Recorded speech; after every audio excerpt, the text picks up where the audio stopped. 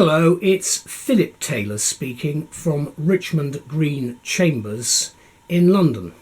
Today I'm looking at a book which I think is very important for all members of the Family Law Bar Association, anybody practising in family law and anybody involved in the wider part of that jurisdiction. It's on cohabitation, and it's an important area because of the way that things have gone within our society in the last decade or so. This is called Cohabitation, Law, Practice and Precedents. It's now in an 8th edition. It seems to be expanding all the time. It's an excellent book. Been written by a number of people. Helen Wood, James Cook, Lisette Dupre, Ashley Murray, David Slater and Emily Ward, and it's been published by LexisNexis. It's part actually of the family law imprint, which I've reviewed a lot of books over in the past, mainly because they are very important to us as practitioners. I can't stress how much they help us with our work, and I say that I think covering both barristers and solicitors and all the staff, and of course the judiciary. These books are helpful because they point us in the right direction, although no two cases, as I've said before, are ever the same, and you always have to look at the individual circumstances. Elizabeth was the lead writer on this particular review, and the title we discussed the book, the title we've agreed is It's Clear, Authoritative Guidance for Legal Practitioners on all aspects of cohabitation. That's what you're getting in the new 8th edition.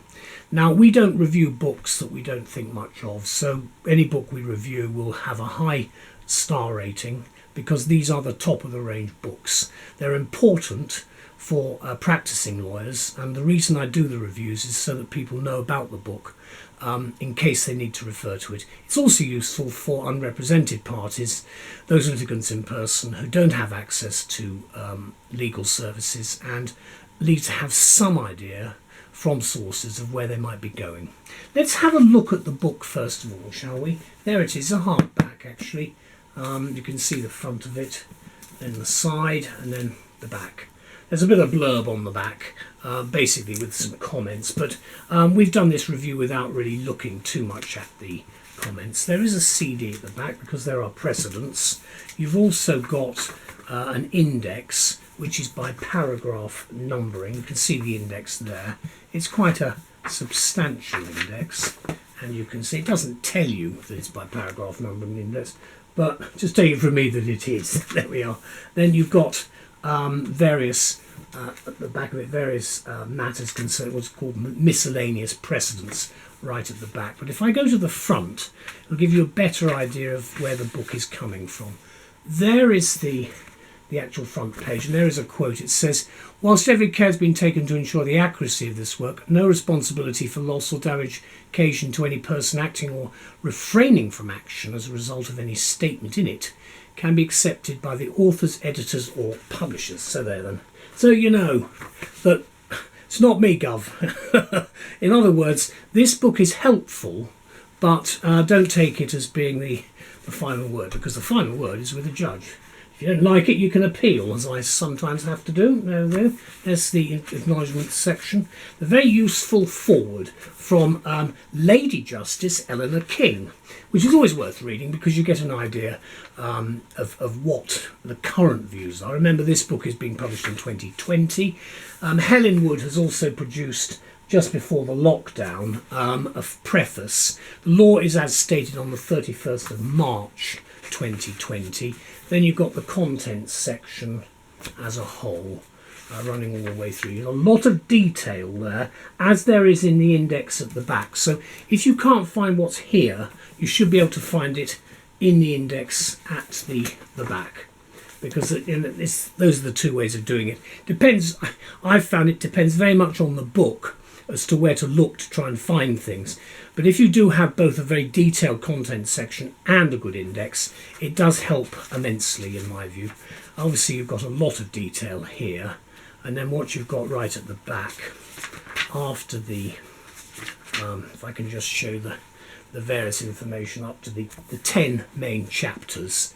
Without going through them, that's what you do have here. You have the table of abbreviations. Again, extremely useful. Not too many of them, but enough, because, again, it's useful to just remember the abbreviations. NCA is a classic one, 1973, Matrimonial Causes Act. Really, in many ways, that's the act that was the beginning of the modern approach to where we're going. Obviously, a huge number of other acts. Then you've got the statutes themselves. Then you've got some statutory instruments. Then you've got some international material, because there's always an international element. There's certainly to my practice.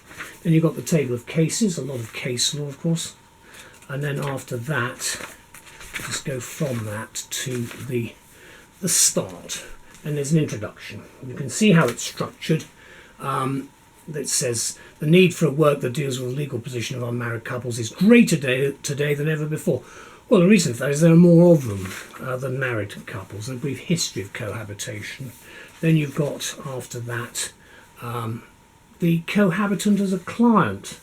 Quite interesting approach. Then you get to the work itself, which is chapter 1, and it looks at property, starting off with the Law of Property Act. And what you've got there, you can see the structure. In fact, it's more to do with the Matrimonial Causes Act. You've got the footnotes there right at the bottom, and you've got the paragraph numbering, which is not quite so easy to see. Now that's where you're going to find what you're looking for. And it's really looking at where we have got to with the law and practice on cohabitation, running all the way through. It also deals with trusts and all sorts of other things, running all the way through right to the end. And you do have some tables which are quite useful as well, looking at welfare benefits, of course. That is chapter 9. Altogether a very useful book. It runs to well over 800 pages, and as I've said, there is of course the CD at the back. For those of you who actually have, which I don't anymore, but they actually have a computer which will take a CD, I suspect the day of the CD is probably for many of us, coming to an end, because a lot of this stuff is now available in the cloud. However, for those who need the CD, it's there. So what do we say about the book? Well, we say this. People seeking the closeness of a live-in relationship, unhampered by what they perceive to be the complications of marriage, many of their views, should take a quick look at this long-established and authoritative legal text on the subject of cohabitation. And I say that bearing in mind that we do have a very mixed view now by many people of marriage, not necessarily about religion, but of the actual commitment towards marriage. So more people actually now live together than actually are married. So the new 8th edition from LexisNexis and Family Law has evolved since the first edition came out into nearly 900 pages of text. Yes, it's almost 4 inches thick. I suppose it would be about that, yes. And weighs half a ton. Actually, it's not quite as busy, if you would excuse the slight exaggeration. But it's a heavy book, and actually it's a very good book. I'm very pleased with it. The table of contents alone is some 36 pages long. As I've said, the reason for that is so you can find things depending on what you're looking for. And there's a 34-page index, both detailed and useful as navigational tools for readers to try to find whatever subject area they're looking for. And as I've said, I think you should find it without too much difficulty, bearing in mind that some books are incredibly complicated. However, here we've got the latest developments within what is now an enormous and enormously complex area of developing law, which has been incorporated by the editors into this new edition, together with an analysis or analyses of important case law.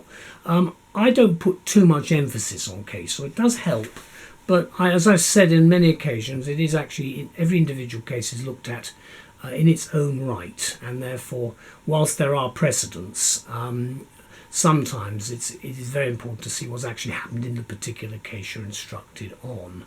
Obviously, the sheer weight of this volume reflects the continuing increase in cohabitation, with its current level now hovering around 50%. Depends on what figures you take, but clearly the view is there are more people who are unmarried living together than married. And that includes, of course, not just Christianity as a religion, but other religions as well. And you probably will find that in other religions there are different percentages. It just depends on what people wish to do. Now, leading the editorial team of 6 experts in this field is District Judge Helen Wood. And she explains that the aim of this book is to assist practitioners when dealing with the particular requirements of those who are neither married nor in a civil partnership. And of course the civil partnership rules have been changed now to include men and women, and that is in my view a welcome development, because it does assist for those who do not wish or profess to have a religious view and do not want to have a ceremony in that particular way, because we are a free society. And of course such requirements are inevitably detailed and difficult to deal with, encompassing well nigh every aspect of life as we know it, from property, finance, investments, living expenses and taxation, pensions, I dare say, I have to mention that too, to remedies for various wrongs such as harassment. And there's more, including a detailed chapter on children matters, another on death and succession. Again, important because depending very much on financial remedies, obviously it must depend very much on the state of the relationship between the parties. And there are obviously other areas, including what I've raised earlier, which are pension rights, prenuptial agreements and welfare benefits, which are right at the end, to cite only a few examples, all of which I thought was very helpful, because when you're looking at a dispute resolution hearing, you've got to try and get a picture of the overall problem that actually exists, so that you can then try and advise. And obviously if you can't get success, the judge will then have to make some sort of observations. If they still don't agree, you then have to have some sort of trial to deal with it. Let me conclude by saying that, not surprisingly, this important work of reference contains precedents, checklists and extensive tables of cases, statutes, statutory instruments and international material, which I think you'll find very helpful. And it's noteworthy for its clarity as well as for its authority. The book Cohabitation has established itself as essential reading in our view for all legal practitioners, family lawyers especially, and it's charged with advising cohabitants at every stage of their relationship. And it's very convenient to have all of that information in one volume. So thank you very much to Judge Wood and to all the other people who've been involved. The date of publication is cited as at 2020. I haven't got a specific date, but it will be sometime in the summer of 2020. I'd like to thank everybody very much for producing this work. One quite last look at it. There's the front, the spine and the back.